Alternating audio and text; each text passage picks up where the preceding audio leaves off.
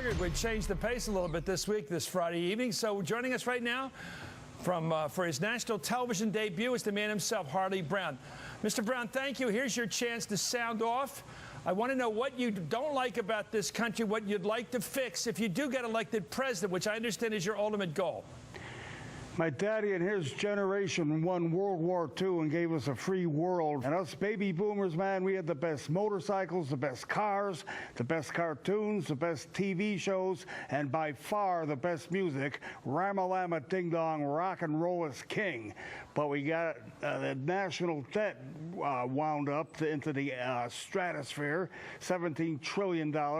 My grandson was born a couple months ago, and his share of it is $55,000.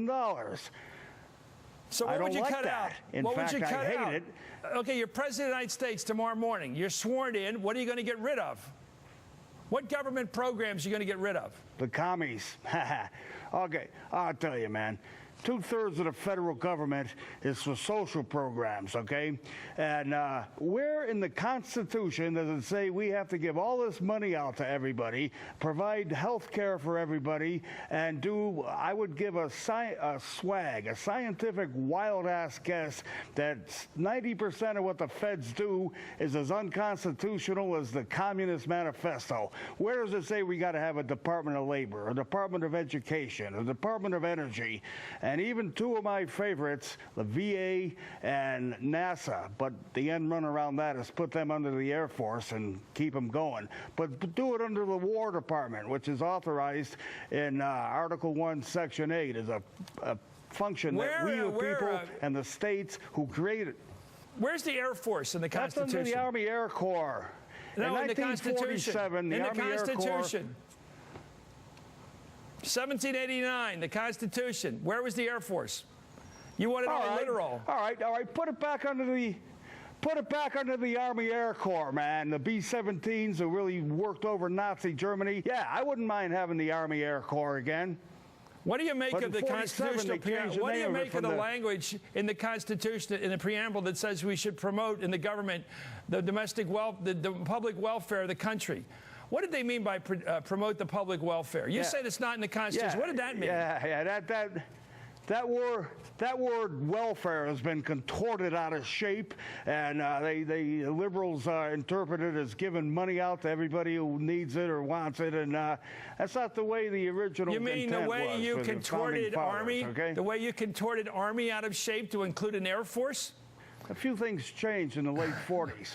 And ever since World War II, this country, you know, like all these pissant little wars we've had, starting with Korea, Vietnam, the Gulf, you know, you declare war and you wipe out your enemies, period. That's the way I read it. So you think we should have killed all the North Vietnamese? Hell yeah. If we first declare war and then use every weapon we got to annihilate our enemies.